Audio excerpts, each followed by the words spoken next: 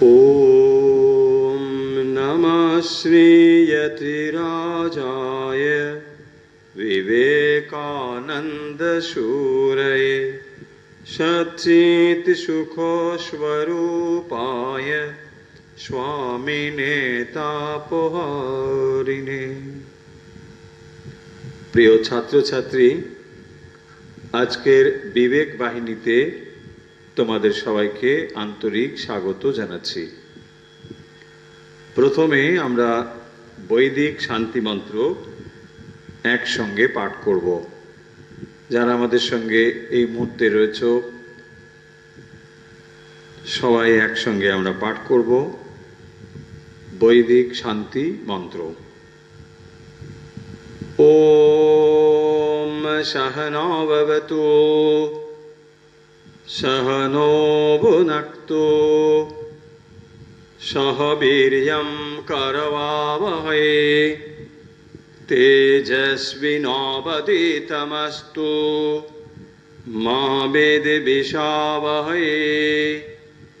ओम शांति शांति शांति। এর অর্থ হলো সেই ব্রহ্ম আমাদের উভয়কে সমভাবে রক্ষা করুন। শিষ্য এবং গুরু উভয়কে তুল্যভাবে বিদ্যা ফল দান করুন। আমরা যেন সমভাবে সামর্থ্য অর্জন করতে পারি। আমাদের উভয়ের লব্ধ বিদ্যা সফল হোক। আমরা যেন পরস্পরকে বিদ্বেষ না করি। শান্তি শান্তি শান্তি। আরেকবার এই শান্তি মন্ত্র সমবেতভাবে। ওম সহনা ভবতু সহনো ভুনক্তু সহ বীর্যং করবাবহৈ तेजस्विनावधीतमस्तु मा विद्विषावहै। ओम शांति शांति शांति।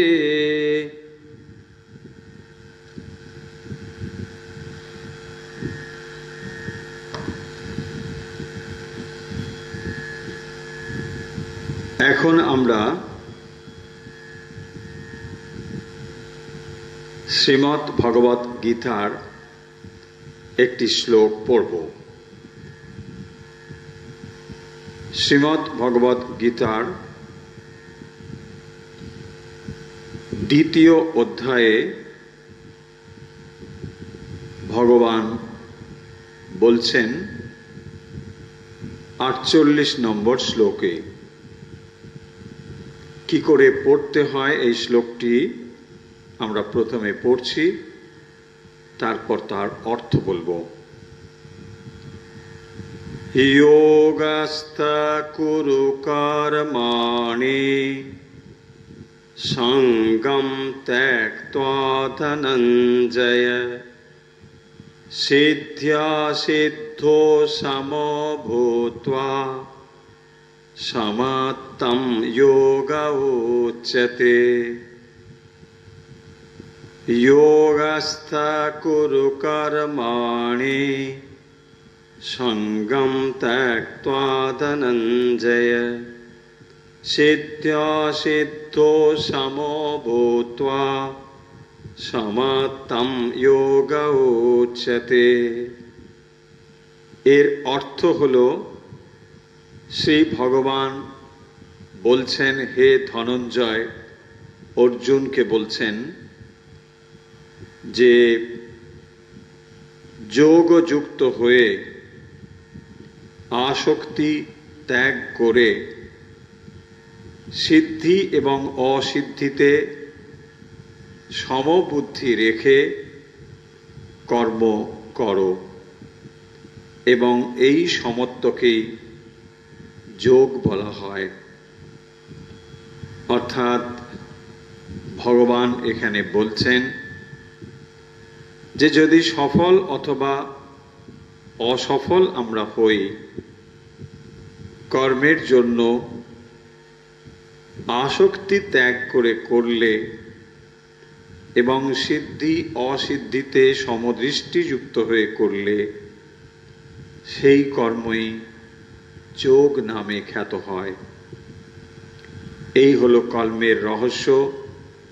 শ্রী ভগবান অর্জুনকে কিভাবে কর্ম করতে হয় অনাসক্ত হয়ে তার উপদেশ দিচ্ছেন।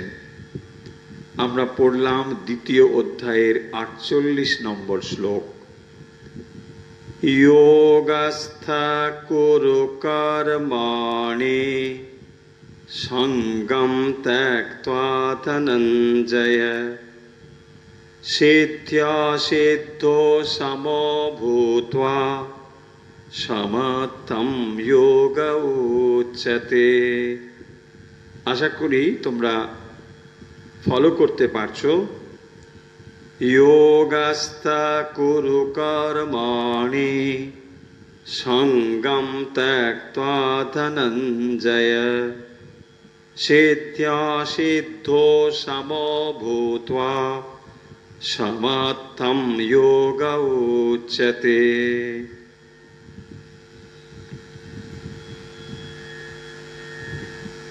এর আগের দিন আমরা স্বামী বিবেকানন্দের জীবনী থেকে পাঠ করছিলাম। আজ আমরা তার পরবর্তী অংশ পাঠ করব।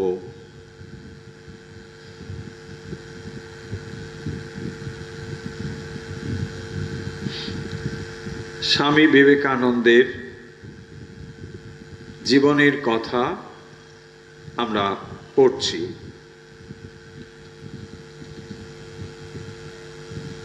স্বামীজি যখন ছোটবেলায় ধীরে ধীরে বড় হয়ে উঠছেন, নানা দিকে তার প্রতিভার স্ফুরণ ঘটছে। তিনি যে প্রখর বুদ্ধি এবং মেধা নিয়ে জন্মগ্রহণ করেছেন তার পরিচয় কিন্তু শৈশবেই পাওয়া যাচ্ছিল।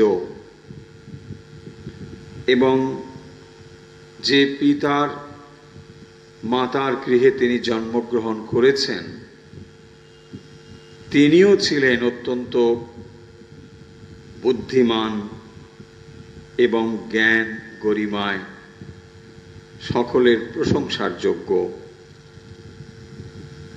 পিতা বিশ্বনাথ দত্ত কলকাতার হাইকোর্টের বড় অ্যাটর্নি ছিলেন।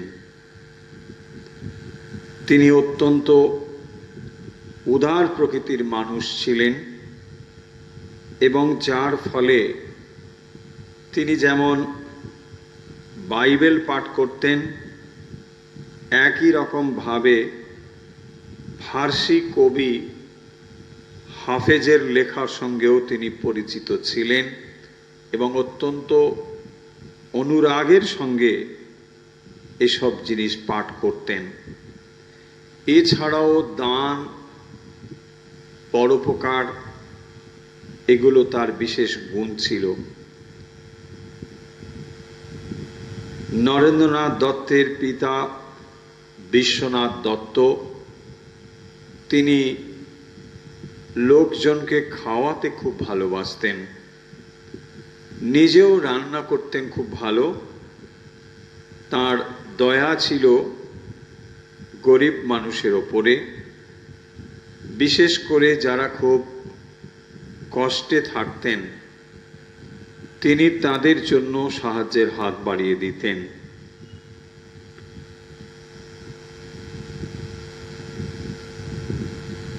যারা নেশা ভান করে এতদূর তিনি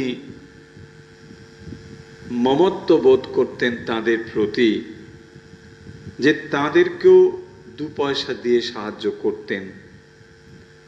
নরেন্দ্রনাথ একসময় আপত্তি করেছিলেন এ বিষয়ে যে এরা নেশা ভান করে, এদের জন্য পয়সা দিয়ে সাহায্য করার কি অর্থ? তাতে তিনি বলেছিলেন যে জীবনটা যে কত দুঃখের তা এখন তুই কি করে বুঝবি? যখন বুঝতে পারবি তখন এই দুঃখের হাত থেকে সামান্য সময়ের জন্য হলেও নিষ্কৃতি পাওয়ার জন্য যারা নেশা ভান করে তাদেরও দয়ার চোখে দেখতে শিখবি। আমরা বুঝতে পারি এই কথা থেকে যে বিশ্বনাথ দত্ত নরেন্দ্রনাথের পিতা, তিনি কত মহান ছিলেন, মানব দরদী ছিলেন। মানুষের দুঃখের জন্য, দুঃখ মোচনের জন্য তার হৃদয় কত ব্যথিত হতো। আর এমন হতো বলেই তার সুযোগ্য পুত্র নরেন্দ্রনাথ কত মহান গুণ নিয়ে তিনি জন্মগ্রহণ করেছিলেন। বিশ্বনাথ তিনি একদিকে যেমন সঙ্গীত অনুরাগী ছিলেন, কবিতাও খুব ভালোবাসতেন।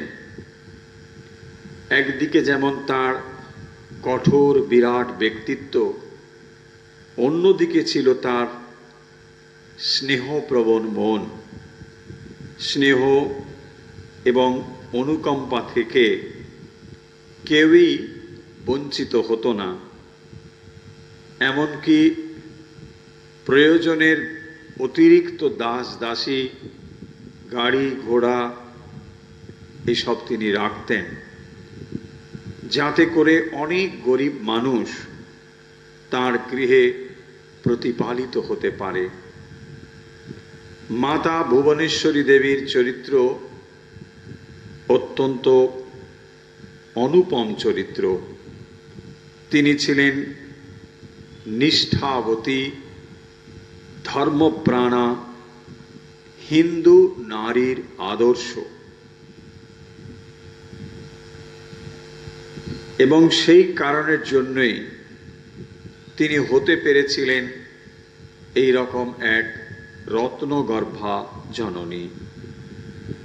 হিন্দু সমাজে নারীদেরকে শক্তির মূল উৎস বলে বিবেচনা করা হয়। তাই মায়ের ব্যক্তিত্বের ও চরিত্রের প্রভাব বিশেষ করে সন্তানের ওপর এসে পড়ে। ভুবনেশ্বরী দেবী অত্যন্ত বুদ্ধিমতী, কর্মকুশলা এবং ভক্তিপরায়ণা ছিলেন। স্বামীর ধর্মভাবের সঙ্গে তার হয়তো সর্বাংশে মিল ছিল না, কিন্তু তিনি দেবদেবীকে বিশ্বাস করতেন। রামায়ণ, মহাভারত এ সমস্ত তার কণ্ঠস্থ ছিল। তার মতো তেজস্বিনী এবং সর্বগুণসম্পন্না নারী অত্যন্ত বিরল ছিল। এই রকম পিতা এবং মাতা নরেন্দ্রনাথ পেয়েছিলেন। পরপর 4টি মেয়ে জন্মগ্রহণ করেছে। এর মধ্যে 2টি অকালেই মারা গিয়েছে এবং একটিও ছেলে হচ্ছে না। সেই কারণের জন্য নরেন্দ্রনাথের পিতা বিশ্বনাথ দত্ত এবং মাতা ভুবনেশ্বরী দেবী উভয়ই অখুশি ছিলেন এবং তাদের মনে একটি অভাববোধ ছিল যে একটি সন্তান যেন তারা লাভ করেন, পুত্র সন্তান। ভুবনেশ্বরী দেবী তার এই যে প্রাণের প্রার্থনা, ব্যাকুলতা, এটি তিনি মহাদেবের কাছে জানালেন এবং মহাদেব প্রসন্ন হয়ে তাকে বর প্রদান করেছিলেন। তিনি প্রার্থনা করেছিলেন কাশীতে বীরেশ্বরের পুজো দেওয়ার জন্য, এবং তিনি তার প্রার্থনায় মহাদেবকে সন্তুষ্ট করে মহাদেবের ধ্যান, শিবনাম জপ, এই সব কিছুতে তিনি তন্ময় হয়ে গিয়েছিলেন। কাতর প্রার্থনায় তার অন্তর ভরে গিয়েছিল। সারা মন জুড়ে এই মহাদেবী তার অন্তরে বিরাজ করতেন। একদিন রাত্রে ভুবনেশ্বরী দেবী স্বপ্ন দেখছেন। তিনি দেখতে পাচ্ছেন যে দেবাদিদেব মহাদেব স্বয়ং যোগ নিদ্রা থেকে উঠে শিশু রূপে তার কোলে আশ্রয় নিয়েছেন। আনন্দে আত্মহারা হয়ে পড়েছেন, এবং এই রকম অবস্থায় তার হঠাৎ ঘুম ভেঙে গেল। তিনি দেখতে পেলেন যে সেই জ্যোতির্ময় যে দেব শিশু, তাকে আর তিনি দেখতে পেলেন না। কিন্তু তার অন্তর তাকে বুঝিয়ে দিল যে মহাদেবের করুণায় তিনি নিশ্চয়ই একটি পুত্র সন্তান লাভ করবেন। আমরা দেখব সত্যি সত্যি মহাদেবের করুণায় ভুবনেশ্বরী দেবী একটি পুত্র সন্তান লাভ করেছিলেন, এবং যেহেতু মহাদেবের কৃপায় এই সন্তানটি তিনি প্রাপ্ত হয়েছিলেন, তাই এর নাম রাখলেন বীরেশ্বর, আর ডাক নাম রাখলেন বিলে। অন্নপ্রাশনের সময় তার নাম রাখা হয়েছিল নরেন্দ্রনাথ। অনেকগুলো নাম ছিল স্বামীজির ছোটবেলায়। যেমন একটি দিনের সূচনা সূর্য উদয় থেকেই বোঝা যায় যে দিনটি কেমন যাবে, ঠিক একই রকম ভাবেই এই বালকের মধ্যেও নিহিত ছিল ভবিষ্যতের এক মানবের বিপুল সম্ভাবনা। বালকটি যেমন বড় হতে লাগলো, তেমনি বিকশিত হলো তার জীবনের বিভিন্ন বৈশিষ্ট্য। শিশুর ভিতর যেমন বিশ্ব আলোড়নকারী শক্তি ছিল, ধীরে ধীরে নানা ছন্দে, নানা ভঙ্গিতে তা প্রকাশ হতে থাকলো। ওইটুকু বালক, কিন্তু তার দৌরাত্মে সকলেই অস্থির। কিন্তু সে ছিল বড় একরোখা, যা ধরবে কোনো বাধাতেই তাকে থামানো যাবে না। শাসন বাক্য, বকুনি, ভয় দেখানো, এমনকি প্রহার, কোনো কিছুতেই তাকে বিরত করা যাবে না। তাই অনেক সময় মাতা ভুবনেশ্বরী দেবী পুত্রকে কোলে নিয়ে এমন মন্তব্য করতেন যে অনেক মাথা খুঁড়ে শিবের কাছে আমি একটি ছেলে চেয়েছিলাম, কিন্তু তিনি একটি ভূত পাঠিয়েছেন। অনেক ভেবে চিন্তে মা ভুবনেশ্বরী দেবী ছেলেকে শান্ত করবার একটি পদ্ধতি আবিষ্কার করেছেন, আর তা হলো যতই দুষ্টুমি করুক না কেন, শিব মন্ত্র উচ্চারণ করতে করতে যদি বালকের মাথায় একটু জল ঢেলে দেওয়া হয়, তাহলে কিন্তু এই ছেলেটি শান্ত হয়ে যায়। এবং এই ব্যাপারটি জানার পরে তিনি কোনো কিছু যখন দুষ্টুমি করত ছেলে, তাকে শান্ত করবার জন্য মাথায় জল ঢেলে দিতেন, আর সঙ্গে সঙ্গেই শান্ত হয়ে যেত। অনেক সময় ভুবনেশ্বরী দেবী বলতেন, দেখ বিলে, এমন ধারা দুষ্টুমি করিস নে, যদি এমন দুষ্টুমি করিস তাহলে মহাদেব তোকে কৈলাসে আর যেতে দেবেন না। বালক এই কথা শুনে খুব ভয় পেয়ে যেতেন। অমনি মায়ের মুখের দিকে তাকিয়ে তার সব দুষ্টুমি থেমে যেত। অনেক পরে বিলের এই ছেলেবেলার দৌরাত্ম্যের কথা পাশ্চাত্য শিষ্যদের কাছে বলতে গিয়ে তখন ভুবনেশ্বরী দেবীর অনেকটা বয়স হয়েছে, কিন্তু ছেলেবেলার কথা মা খুব গর্বের সঙ্গে বলতেন। তিনি বলতেন, কি বলো গো, তাকে সামলাবার জন্য দুটো ঝি অষ্টপ্রহর তার সঙ্গে ঘুরত। ছেলেবেলা থেকেই নরেনের একটা মস্ত দোষ ছিল, রেগে গেলে আর কাণ্ডজ্ঞান থাকতো না। বাড়ির আসবাবপত্র সব ভেঙে চুরে তছনছ করে দিত।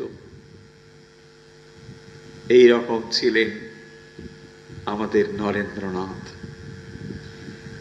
বিলে একটু বড় হয়েছে, 3-4 বছর বয়স। মা বাবার সঙ্গে বেড়াতে বেরিয়েছেন গাড়ি করে। পিতা বিশ্বনাথ দত্ত জিজ্ঞাসা করছেন, বিলে, তুই বড় হয়ে কি হবি বল দেখি?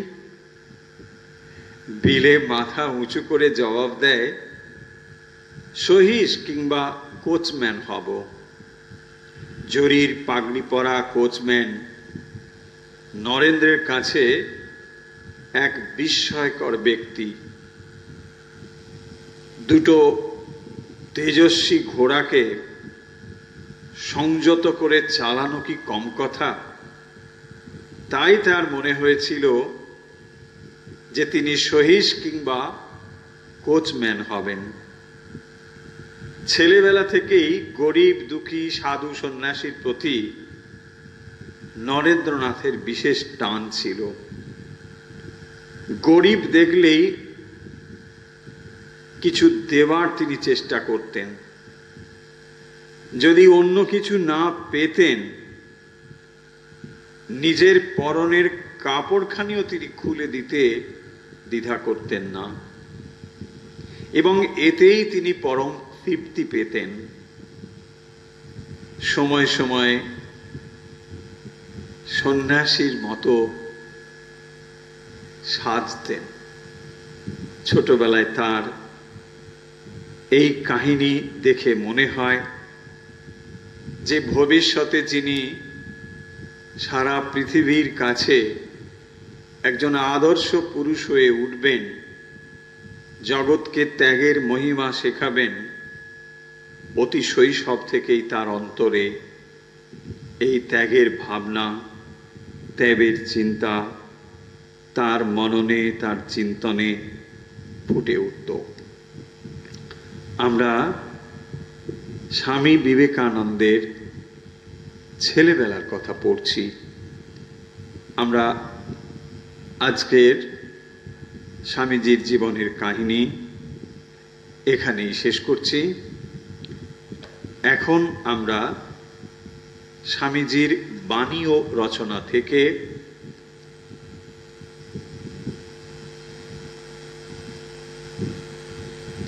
স্বামীজি শিক্ষা বিষয়ে যে কথা বলেছেন তা পড়ছি। স্বামীজি বলছেন, বিদ্যা শিক্ষা কাকে বলি? বই পড়া? না। নানাবিধ জ্ঞানার্জন? তাও নয়। যে শিক্ষা দ্বারা ইচ্ছা শক্তির বেগ ও স্ফূর্তি নিজের আয়ত্তাধীন ও সফল কাম হয়, তাহাই শিক্ষা। আমি আবার লাইনটি পড়ি। যে শিক্ষা দ্বারা এই ইচ্ছা শক্তির বেগ ও স্ফূর্তি নিজের আয়ত্তাধীন ও সফল কাম হয়, তাহাই শিক্ষা। আমাদের ইচ্ছা শক্তি অনেক সময় অসংযতভাবে কাজ করে বলে আমরা সফল হতে পারি না। তাই ইচ্ছা শক্তির বেগকে আয়ত্তাধীন করা, নিয়ন্ত্রিত করা, এটি হলো শিক্ষার মূল উদ্দেশ্য।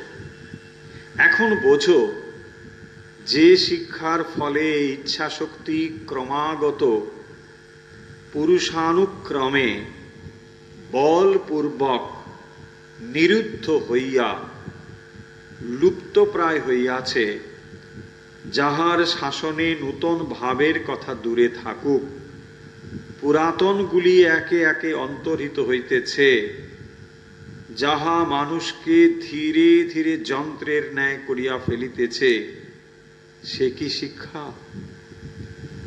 চালিত যন্ত্রের ন্যায় ভালো হওয়ার চেয়ে স্বাধীন ইচ্ছা, চৈতন্য শক্তির প্রেরণায় মন্দ হওয়া আমার মতে কল্যাণকর।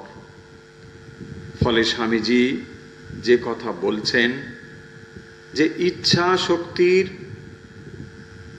বেগ আয়ত্তাধীন করা এবং ইচ্ছা শক্তিকে যথাযথভাবে নিয়ন্ত্রিত করতে পারলেই সফল হওয়া সম্ভব, এবং সমগ্র শিক্ষার এটি হলো উদ্দেশ্য। স্বামীজির শিক্ষা বিষয়ে যে বিখ্যাত কতগুলি উক্তি রয়েছে, সেখান থেকে আমরা আর একটি উক্তি পাঠ করছি। স্বামীজি বলছেন, education is the manifestation of the perfection already in man. Education is the manifestation of the perfection already in man. শিক্ষা হলো যে অন্তর্নিহিত পূর্ণতা মানুষের মধ্যে রয়েছে, তার বিকাশ সাধনই হলো শিক্ষা। মানুষের ভেতরে সেই চৈতন্য শক্তি পরিপূর্ণভাবে রয়েছে। মানুষকে ইচ্ছে করতে হবে, চেষ্টা করতে হবে। যে ইচ্ছা শক্তির যতখানি বিকাশ সাধন করতে পেরেছে, সেই জীবনে সফল হয়েছে। স্বামীজি বলছেন, what is education? Is it book learning? No. Is it diverse knowledge? Not even that. The training by which the current and expression of will are brought under control and become fruitful is called education. আজকের মতো বিবেক বাহিনী আমরা এখানে শেষ করছি।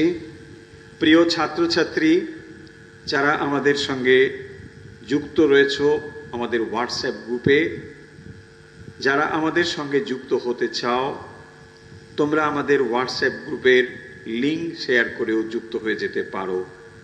আমাদের WhatsApp number আমরা জানিয়ে দিচ্ছি, 9903985960। তাহলে আজকের মতো বিবেক বাহিনী এখানে শেষ করছি। বিবেক বাহিনী প্রতিদিন প্রতি রবিবার শোনা যায় সকাল 9:30 থেকে। তোমরা যারা আমাদের সঙ্গে যুক্ত হতে চাও, লিংক এবং নাম্বার জানিয়ে দেওয়া হলো। এই উপস্থাপনা কেবল ছাত্রছাত্রীদের জন্য। যারা অংশগ্রহণ করেছেন বড়রা, তাদের কাছে আমাদের অনুরোধ, আপনারা ছোটদেরকে এর সঙ্গে যুক্ত করে দিন এবং আপনাদের মতামত জানিয়ে দিন হোয়াটসঅ্যাপে। আরও কিভাবে এটি ছাত্রছাত্রীদের কাছে গ্রহণযোগ্য হয়ে উঠতে পারে। আমাদের ইচ্ছে কি? আমাদের ইচ্ছে স্বামী বিবেকানন্দের সঙ্গে ভারতীয় আধ্যাত্মিক সম্পদের সঙ্গে খানিকটা, অন্তত খানিকটা ছাত্রছাত্রীদের কাছে পরিচয় করিয়ে দেবার, যার ফলে সামনে স্বামীজির আদর্শ রেখে ভবিষ্যতের ছাত্রছাত্রীরা এগিয়ে যেতে পারে। স্বামীজি যে ভবিষ্যৎ ভারতবর্ষের স্বপ্ন দেখেছেন, আমরা মনে প্রাণে বিশ্বাস করি ভবিষ্যতের ছাত্রছাত্রীরাই সেই মহান ভারতবর্ষকে নতুন করে পৃথিবীর বুকে পুনরায় স্থাপন করবে। আমরা তাকিয়ে রয়েছি সেই লক্ষ্যে, সেই দিকে। আর প্রার্থনা করি স্বামী বিবেকানন্দের আশীর্বাদ ছাত্রছাত্রী সবার উপর বর্ষিত হোক। ওম শান্তি শান্তি শান্তি।